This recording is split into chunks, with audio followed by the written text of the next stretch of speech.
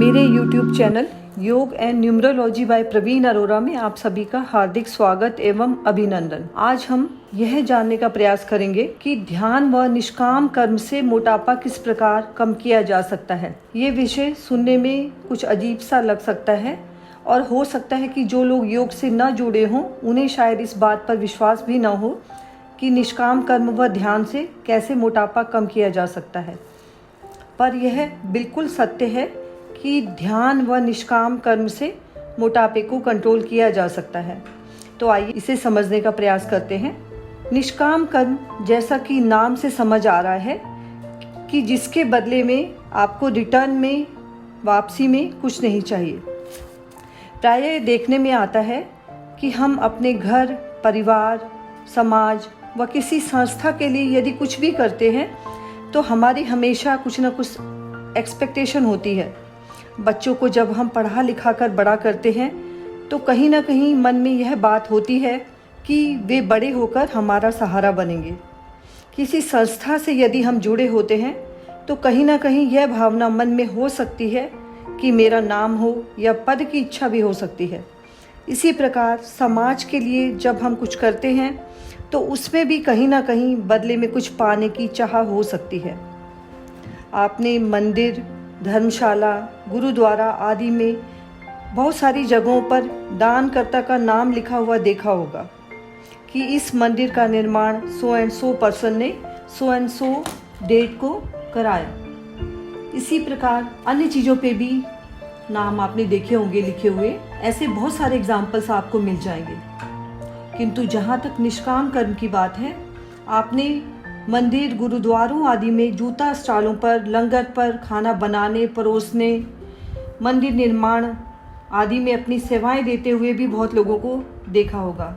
यह सब निष्काम कर्म है जिनके बदले में उन्हें रिटर्न में कुछ नहीं चाहिए। निष्काम कर्म में हमें अपने से पहले दूसरों का ध्यान आता है। हम में से अधिकांश लोग मैं और मेरा का जीवन जीते हैं। मुझे सब कुछ मिल जाए, मैं से आगे बढ़ते हैं तो मेरा परिवार, इससे आगे नहीं सोच पाते। किंतु जब हम निस्वार्थ भाव से दूसरों के लिए सोचते हैं और उनके भले के लिए सोचते हैं तो हमारी सोच पॉजिटिव बनती है, हमारा मन शांत होता है व हमारे चित्त की शुद्धि होती है, अर्थात हमारे अंतःकरण की शुद्धि होती है। और जब हमारा अंतःकरण शुद्ध होता है तो कोई भी नेगेटिविटी हमारे शरीर के अंदर नहीं रह सकती। क्योंकि हमारी अधिकांश बीमारियां मन से होती हैं, मन के अशांत होने से होती हैं। अतः जब मन शांत होता है, चित्त शुद्ध होता है तो हम निष्काम कर्म की ओर प्रेरित होते हैं और निष्काम कर्म से न केवल मोटापा बल्कि अन्य सभी बीमारियों से हम बचे रहते हैं। तो आइए अब यह जानने का प्रयास करते हैं, निष्काम कर्म में हमें कर्तापन के अभिमान से मुक्ति मिलती है।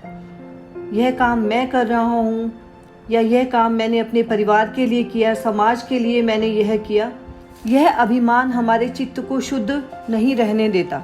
तो आइए अब यह जानने का प्रयास करते हैं कि ध्यान से मोटापे को किस प्रकार से कम किया जा सकता है। जब योग मार्ग पर चलते हुए हम विभिन्न आसन, प्राणायाम करते हुए ध्यान की ओर बढ़ते हैं। ध्यान के अभ्यासी निडर होते हैं, ऊर्जावान होते हैं। ध्यान की तृप्ति ही इतनी महान होती है कि भोजन की अधिकता का तो प्रश्न ही नहीं उठता। ध्यान के अभ्यासी, निस्वार्थ सेवा करने वाले, योग मार्ग पर चलने वाले मिताहारी व्यक्ति होते हैं। मिताहारी व्यक्ति मतलब कम भोजन लेने वाले। कम भोजन लेने वाले व्यक्ति संयमी जीवन जीने वाले व्यक्ति होते हैं, अनुशासन से जीवन जीने वाले व्यक्ति होते हैं। और जब ये दोनों जीवन में आते हैं, अर्थात मन शांत होता है, चित्त शुद्ध होता है, जीवन में अनुशासन होता है, जीवन में संयम होता है, व्यक्ति मिताहारी होता है और उसका अपनी इंद्रियों पर नियंत्रण होता है, तब शरीर में मोटापा तो क्या, कोई भी और रोग नहीं आ सकता। व्यक्ति दिन भर एनर्जेटिक रहता है, हर कार्य को पूरी निष्ठा व श्रद्धा के साथ करता है। वह भोजन जीने के लिए करता है, न कि स्वाद के लिए। विज्ञान ने भी हमें यह बताया है कि मस्तिष्क में 4 प्रकार की तरंगें या वेव्स होती हैं।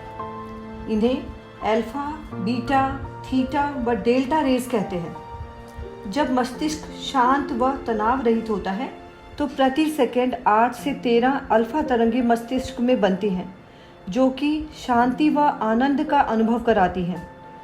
व्यक्ति कभी भी स्ट्रेस, एंजाइटी व डिप्रेशन में नहीं आ सकता और इन कारणों से होने वाले वेट गेन से हमेशा बचा रहता है। तो आइए, हमने इस प्रकार यह जाना कि ध्यान व निष्काम कर्म से हम किस प्रकार मोटापे या ओबेसिटी से बचे रह सकते हैं। तो आज बस इतना ही। मोटापे से संबंधित मेरी और जो वीडियोस हैं वो आपको डिस्क्रिप्शन बॉक्स में मिल जाएंगी, आप वहां जाके उसे देख सकते हैं। यदि आपको मेरी वीडियोस पसंद आए तो उसे अधिक से अधिक लाइक करें, शेयर करें, कमेंट करें। आप सबका आज का दिन मंगलमय व शुभ हो, ऐसी ईश्वर से प्रार्थना करती हूँ। आप सभी को मेरा नमस्कार।